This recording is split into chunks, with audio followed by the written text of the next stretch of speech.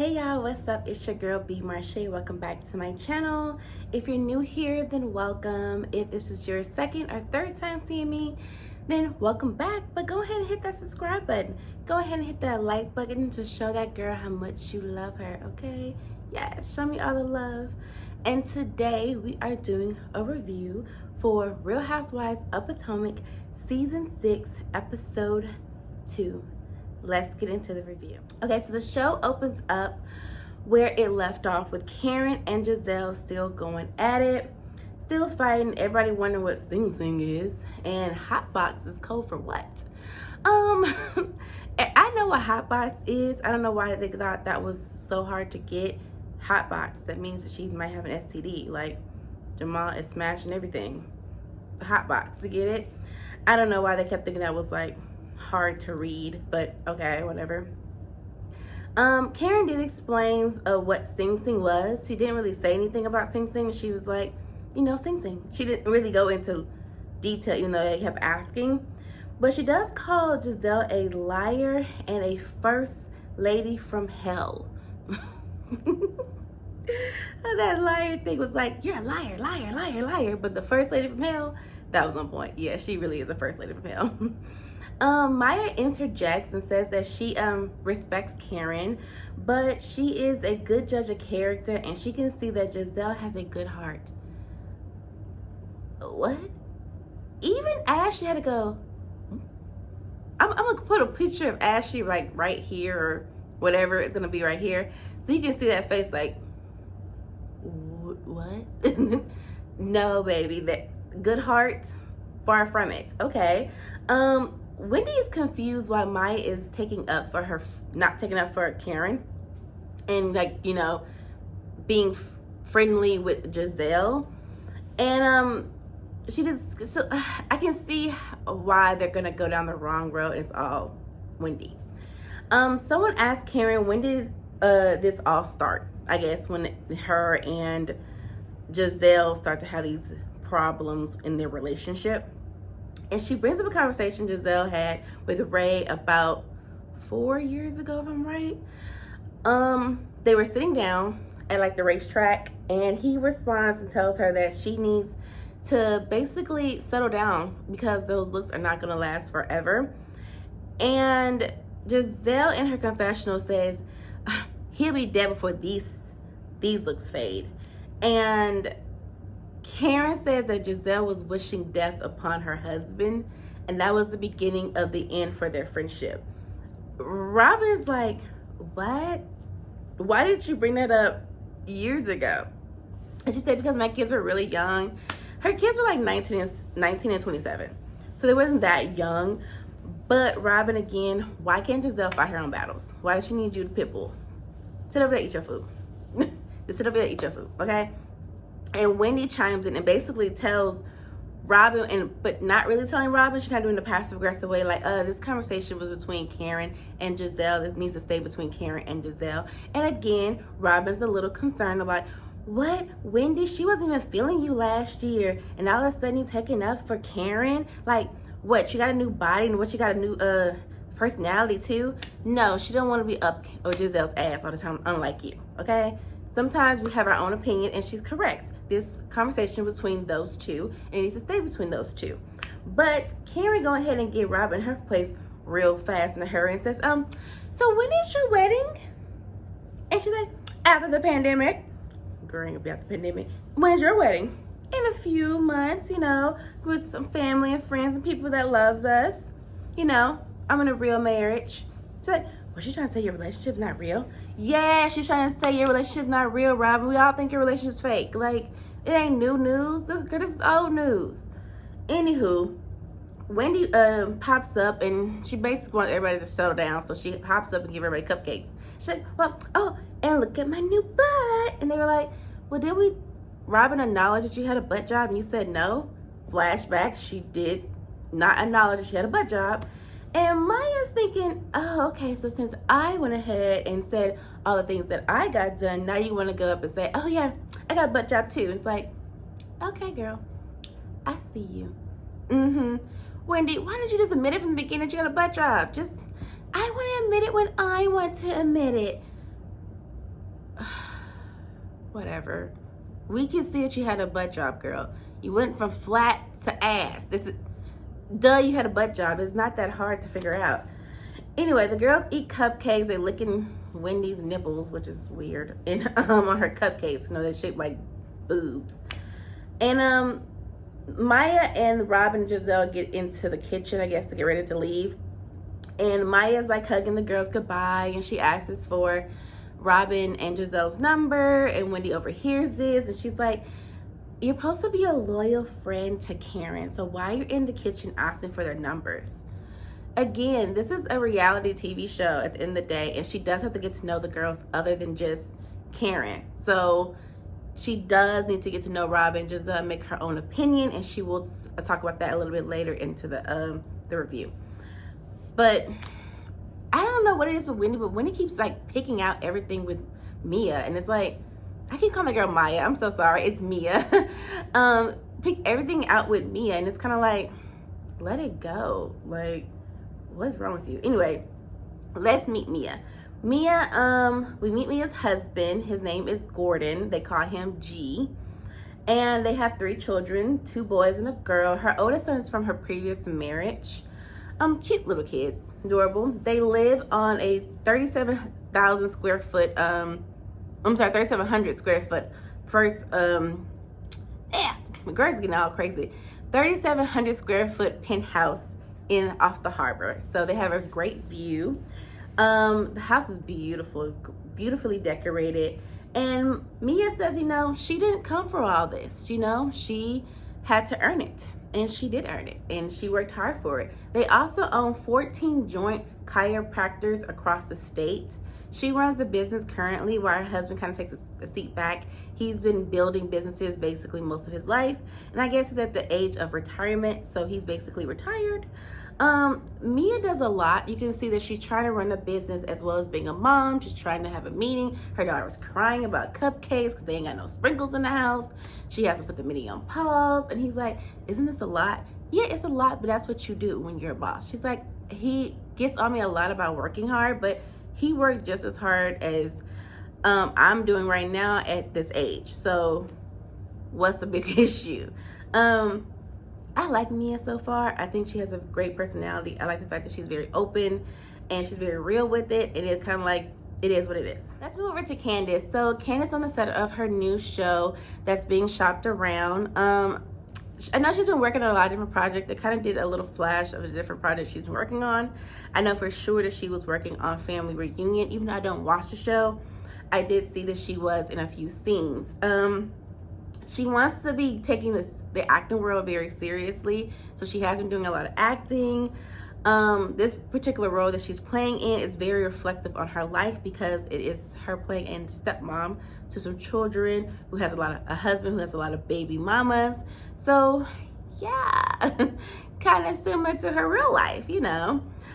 She sits down after they take a break, and she calls Chris, and he reminds her that she needs to be in the studio when she says she wants to go and study for some tests.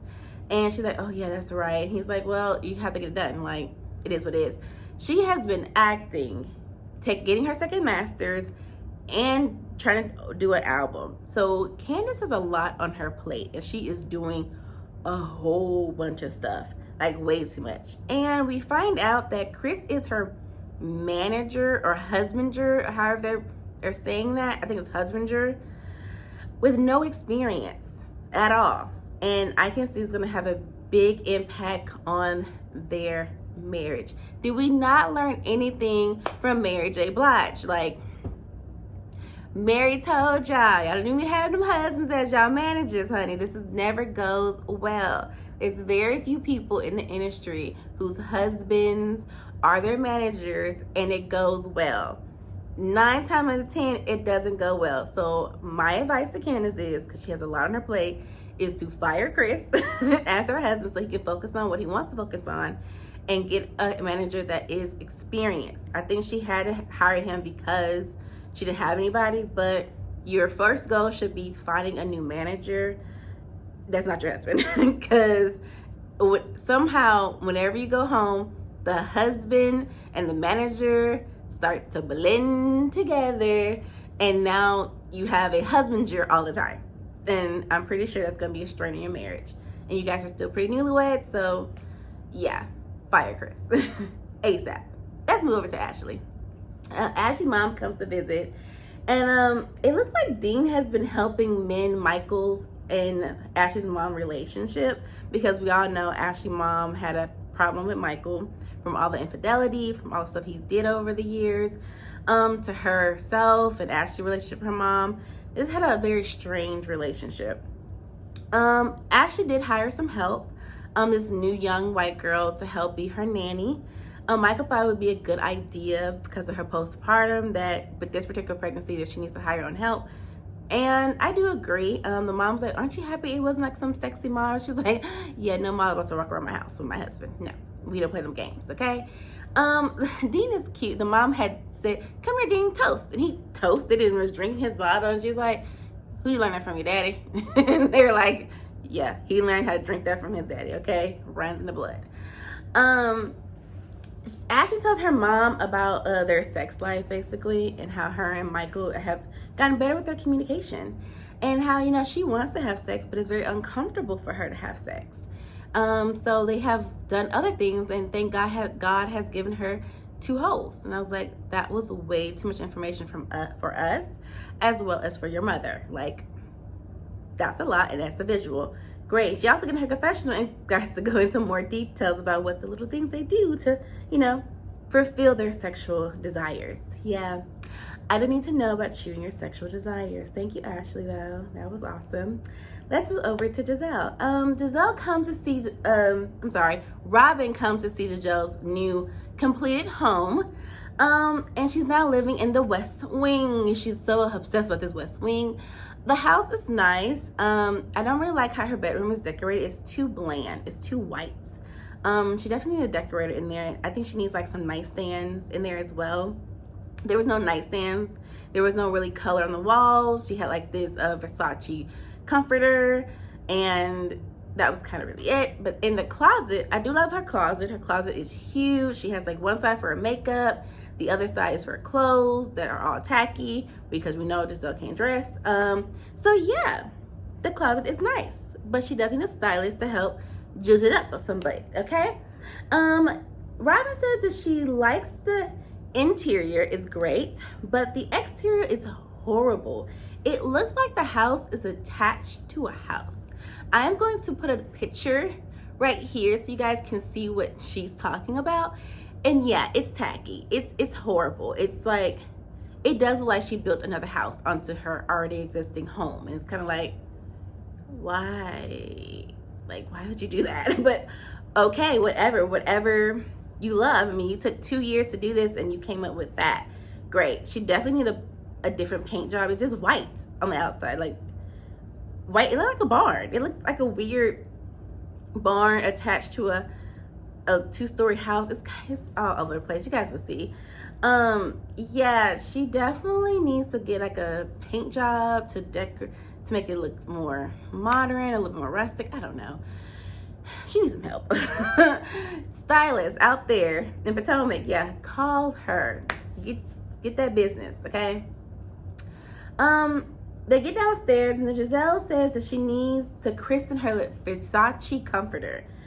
That gets Robin to ask about Jamal. Of course, we have to talk about Jamal and that BS relationship that I don't care about. I'm not going to even go into detail about what they talked about because I tuned out. Because it was like, the relationship was fake. Like, why are we talking about it? Even Robin believes the relationship was fake. She says in her confessional that she doesn't believe that they were together. Like, your own friend, okay? Your own friend knows. She does say that, it's the only thing I say that she admitted to. That Karen, she didn't say Karen was right, but she said that she does believe Jamal is living in her phone. I said, oh, like Karen told you he was living in your phone. Okay, so we all now on the same page that he lives in your phone. Great, okay. They FaceTime Candace and give her the rundown on Wendy's new boobs and ass, as well as Mia and all the work she had done, including her clitoris. And yeah, they're gonna hop on that. I told y'all, whenever there's a new person and Giselle feels like they have more than she does, she finds any and everything to really ride that gravy train down to dislike. Like, she definitely is going to come for Mia in little ways, but big ways at the same time. They get on Karen again. So they talk about Karen as well. I think once Candace talked about the phone because she had to go. They talk about Karen, and once again, Giselle talks about Ray and his tax issues and how, you know, she can't really come for me. I mean, Ray's gonna be dead by the time they pay off that house or pay off the taxes. And it's like, I'm trying not to call them out their names, but Heifer, really? Really? You ain't got no man. She's got a husband. She got life insurance policies if Ray does departure. I don't think he'd be leaving us anytime soon. But for you to keep wishing death on someone's husband is utterly ridiculous. And Robin, you don't have a husband, baby. You have a live-in boyfriend. That is what he is. I'm sorry, live-in baby daddy. Let me correct myself. He's a live-in baby daddy, okay? He is not committed to you, and you have stayed like an idiot. So, get it together. Like, you don't like what somebody says. I get it. I get the fact that what Karen did go a little baby too far. No, she didn't go too far. I'm sorry. I'm not gonna even say that. I'm gonna take it all back. I just said, scratch that. Karen did not go far enough, in my opinion. And she does say in the next scene, because we see Karen next, and she basically sits down with Uncle Ray, and she says that she felt like she went too far. And I was like, you didn't go far enough. You should have went further, okay? But speaking of Karen and Ray, they were fixing the bed, and before she set him down, they were fixing the bed. And the producer trying to be shady, trying to figure out what that vibrating pillow that she was talking about last season, if it was on the bed or not, okay? I don't know, girl. If it is, it's hers, okay? Vibrate on, girl. Vibrate on. Like I said, she sat down with Ray and said that she thinks she went too far with Giselle because Giselle, life is miserable. And, you know, she taking all her anger and angst out on Karen because she thinks she can. So, just Karen feels like, you know what, I'm gonna throw that miserable bitch a party. I did not mean to call her a bitch, but it felt good in my soul to call her one. I'm gonna throw this bitch a party, okay? And I hope that she show up, but we both know she's probably not going to. So she decided to throw a party for all the ladies, including their husbands, and gonna call it the love luncheon, okay? They're gonna spread some love because she felt like she went too far with Giselle, because the real reason why Giselle mad is because Jamal has embarrassed her, okay? And so I'm gonna throw a love party, try to extend the olive branch, all right? She's trying to be a grown woman. Hopefully it works. Oh, she's also gonna invite Candace, okay? Because, you know, she'll invite Candace as well, because, you know, her and Candace are going through it, and she wants to extend the olive branch to Candace as well. Okay. So let me go over to Wendy. So Wendy's sister, brother, and mom come over for a traditional Nigerian meal. Wendy says that she cannot make normal Nigerian food when her friends are around because it's too spicy. So when the family comes by, she gets to eat her Nigerian traditions, which is great. I love Nigerian food. It's so good. Her mom sees Wendy's new boobs and she's like, ooh, yes, boobies, yes. She's all touchy, feely, you know, ooh, yes. So when she sits down, she asks him for a boob job. Like, just straight out asks him for a boob job. She's like, you know, my boobies are saggy, and, you know, I want a boob job. Yes, and you guys have until December to pay for them. I'm going to sue you. I'm like, what? Okay. Anywho, Wendy makes an announcement, because you guys know she loves making announcements, says that she wants to start a candle business, and she even shows them the candles that she has. Only thing she's haven't done with the candles is actually start the actual business side. She's only done, it's like the fun stuff, you know, picking out the tops, doing the scents and stuff like that, putting it in the bottles, the packaging, the name. She got all that down, but she do not have the business down. And she wants her mom to know this because she wants to leave her profession, because you both know Wendy cannot move her life until her mom says yes. I don't see why she needs her mom's approval so bad. I think it's just a Nigerian thing, but you're grown. If you want to make a transition in your career over into the, I think it's the home industry, do it. Why do you need your mommy's permission, okay? I don't get it at all, but like I said, it must be a Nigerian thing.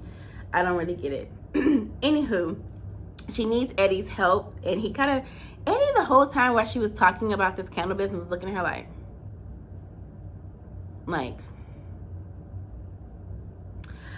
I honestly think, even though she says she needs Eddie's help with the business, but she says that he doesn't think she's serious. And I honestly think that she might be serious. I think that Eddie thinks she's full of shit. That this business is just polite for her not to work at the John Hopkins anymore, because I don't think she wants to work there anymore. And so this was like plan B, that I'm gonna start this candle business, and I don't think he thinks she's serious. And she says she has a few $1,000s into it, but she needs 20 grand to get this business off the ground. And I'm pretty sure Eddie's like, we're gonna have to fund this business, and I don't think that you're really that serious about this business. But okay, whatever. Maybe she is. Hopefully it smells good. I don't know. I love candles, but I guess. Okay, let's move on. So we move over to Ashley again, and Ashley's gonna visit from Karen while she's on the phone with her doula, and she's talking about eating her placenta. I've heard this many a times from many different people. That is completely weird. Eating your placenta, but it is apparently supposed to help with her postpartum, according to her doula. So whatever helps, do it. Okay, eat your placenta. Karen's like, I've had 3 children and I never thought about eating my placenta. Oh, she has 3 or 2 or 3. I've never thought about eating my placenta. That is different. Okay. Karen brings her a gift during her visit, and she wants to invite her and Michael to her love party. And Ashley's like, she's very happy that they are coming along with their friendship and they're on better terms. And she wants to know more about that whole comment of Sing Sing at the party that Karen said about Giselle. And Karen goes, well, I just said that to say that I now know that Sing Sing is a prison, and I only said Sing Sing because it went with Hot Box so well. I was, I like to have fun. There's nothing going on with Sing Sing. So I was like, oh, okay, you just said to say that. Okay, cool. All right. Okay. Baby Dean wakes up, and he sees Karen, and he's like, ah! Most babies are not good when they wake up, okay? And Ashley says, oh, it's okay. And Karen said, no, I'm gonna leave. I'm gonna leave because he's really cranky. And she was like, it's okay, I know. She had a new face. You didn't recognize it, did you? Shady Ashley, always shady as hell. Let's move over to Candace again. Candace get an invitation as well to the party, and she kind of looks like she doesn't want to go. She says she doesn't want to go, and she still thinks she needs some more time with Karen, recognizing her pain about what happened to her last year. Because Karen was in the middle of her and Monique's fight, and Karen had to play the friend in the middle, and that is the hardest position to play, is when both your friends are fighting, and Karen was trying to look at it from both sides, and Candace wasn't having it. She wanted Karen to be on her side 100%, and Karen could not do that, okay? She feel like there's still holes in the back where she stabbed her, and I'm like, this bitch is always over dramatic for no reason. I am so sorry for calling her bitch. I am trying not to get away from that word, but it goes so well, Anywho, let's go back over to Giselle. So we see Giselle having dinner with her girls, and one of her oldest daughter is getting ready to drive. I think she should be 16, 17 now? She's trying to learn how to drive, but she's failed her driving test a lot. It happens, honey. Just keep trying. She wants to give them advice about dating because the girls are getting much older and they will be going off to college, and she thinks it's perfect for them to learn about dating and what boys they don't need to date. She even talked about her own dating experience in college, about how she dated a drug dealer. I was like, you look like the type. Okay. She said that do not date any rappers. They were like, why? They're so fun. They were like, no, and don't date any athletes. I dated an athlete. They were like, our dad could have been an athlete and like a basketball player. Great. How'd you mess that up? And she says, because what happened? He blew out his knee, and he was going up. He was having ups and downs and all this emotions, and I couldn't take all that. And the guy was like, That's called a relationship. You know, that emotional support that you have to give somebody. You're not good at emotional support. Her girls be reading her down. They give her the blues and the truth. They basically told her she has horrible taste in men. She chooses horrible people. She, like I just said, she has no emotional support of that relationship. The girls already know about her and Jamal and that relationship. She was like, oh, they was like, oh, okay. You guys are going back to how you guys were before. All right, cool. The oldest girl worried about her driving test. She didn't worry about you and Jamal and this fake relationship. They knew it was BS too, okay? Girl, stop playing them kids' face. You know them girls. You tell them too much too. She also said that. She's like, I do tell the girls a lot about me and Jamal. You need to stop doing that. You really got to stop speaking bad on your ex with your daughters, okay? They don't need to know all that. They need to be very oblivious to the fact that their father is full of it, okay? You need to rein that in. Talk to Robin about it, not your daughters. She relied too heavy on their emotional support of her relationships. Anywho, the love party. Let's get over to the love party. So, Karen invited everybody, like I said. She also hoped that Giselle would show up to the party, but we see a flash of Giselle getting the invitation and she throws it out. She says she hopes Robin feels free to come as well, even though she knows Giselle is not going to come. And we see Robin with the invitation, and Juan said he's not showing up, and Robin has declined the invitation, and Karen was like, it's because she's too far up Giselle's bush anyway. We both know she's really far up there, honey, real up there. So far up she can't find her way out. Girl, get out. Maya and G shows up to the party looking fabulous, and you know, Karen wants Ray to go bald. She's hoping if he sees more bald men like him around his age that he'll eventually cut all his hair off and go bald as well. But I like Ray with hair. I mean, his hair is not really thinning. Is it thinning? I don't really look at Ray too hard. If his hair thinning, then yeah, go ahead and cut it off. But if it's not thinning, girl, let him be. Let him wear his rock his gray. Wendy shows up with Eddie. Oh dang it, my notes moved. Let me get back to my place. Okay, so Wendy shows up with Eddie, and like I said, she asks about Robin, and Karen says that she declined the invitation. Maya is curious if it's because it was a couple's party. Mia.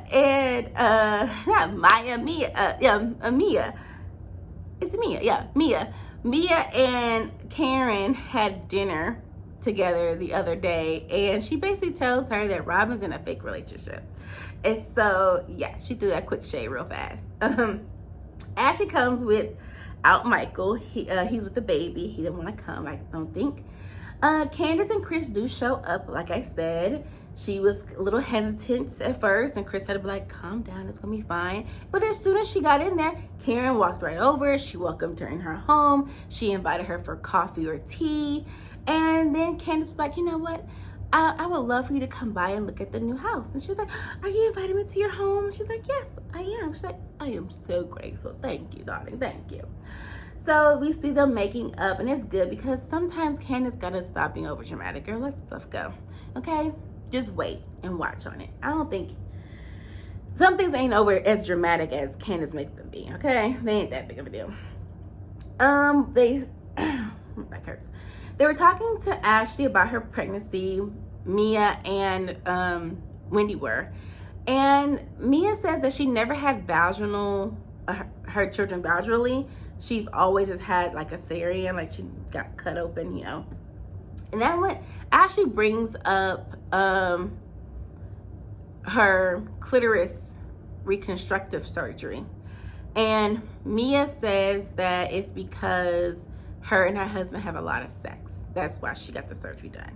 And they were like, oh, so it was because he was beating that box. Okay, girl, okay. Had a lot going on, all right. Candace is like, girl, I haven't known you for 2.5 seconds, because she walked into the conversation, so she only got the tail end of it. And she's like, now I'm learning about your clitoris? Oh, Lord. Okay, Jesus. Candace asked about what happened with the girls, and Karen was like, you know what? We ain't gonna talk about Giselle. We ain't gonna worry about her. This is about positivity. But when it brings up like her dislike of fact that Maya Mia, I don't know why she's calling her girl Maya.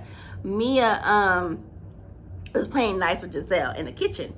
And Mia says that Karen's so hurt that, you know, if you mesh with the girls, great. If you don't mesh with them, great. But do not feel like you don't need to get to know them because of me. Like, get to know them on your own.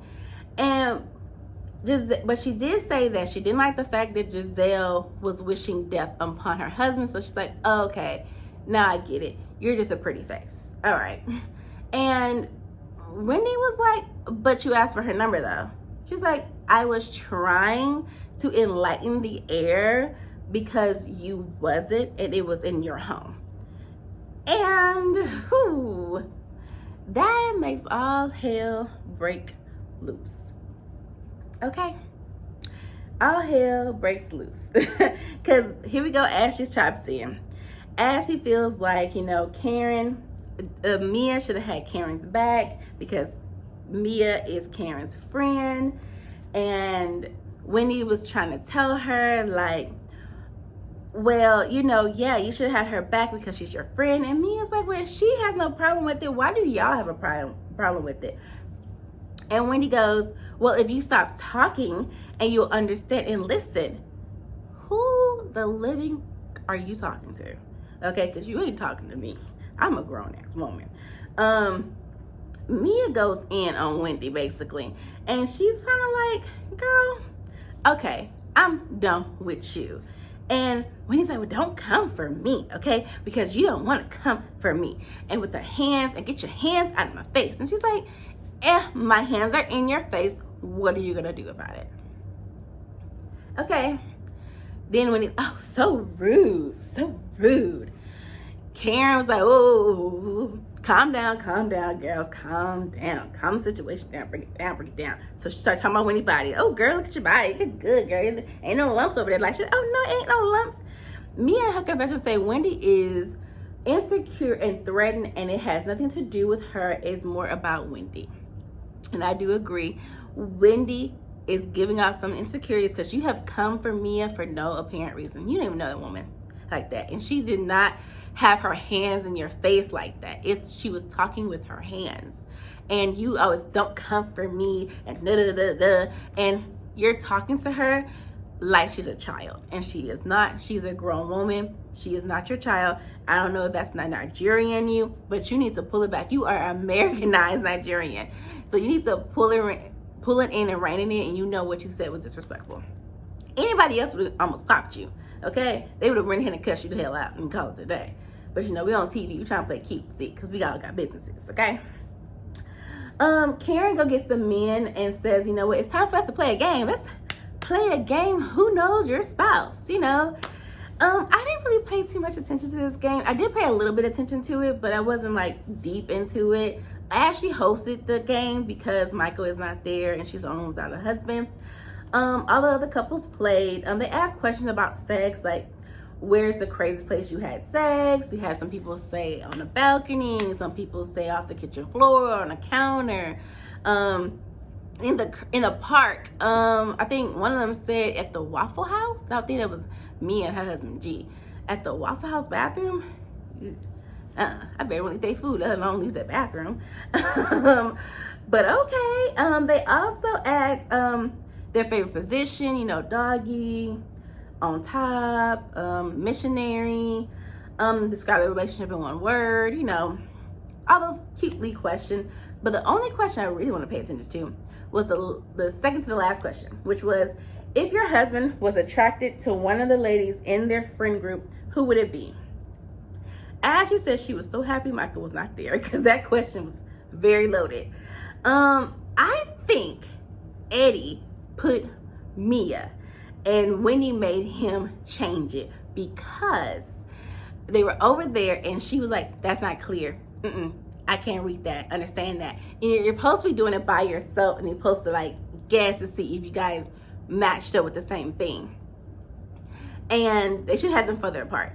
And I think he had scratched it out and put something else, and I was like, I think he put Mia, and Wendy want to let him say that out loud. Anywho, Mia and G said Karen. They got the same answer. Candace said Mia and Giselle, And Chris said Giselle. She said Chris got a thing for Giselle. He's always cooking for her. Karen said Mia, and Ray said Katie. I was like, Katie?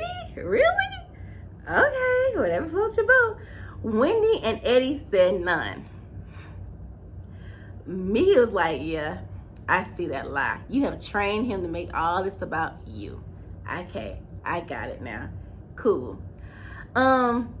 We also find out that they asked the couples about where they met at. So, you know, some met at like a restaurant. I think Ray and Karen met like at an event. Wendy and Eddie met at Baltimore. I think they were like 17 years old. Mia and G met at the strip club. And she said she was a bartender. I actually think that she was clapping that thing on stage, and that's why she got to get her clitoris fixed. So do Karen and Candace. They also think that she was a stripper. And Candace like, if she was a bartender, I was a white man. Cause yeah. At the end of the game, Wendy and Eddie won, and that was it, guys. That was the end of the episode. I hope you guys enjoyed the review. Don't forget to like, comment, and subscribe to the channel. And I will see you guys in the next review. You guys have a good day. Bye.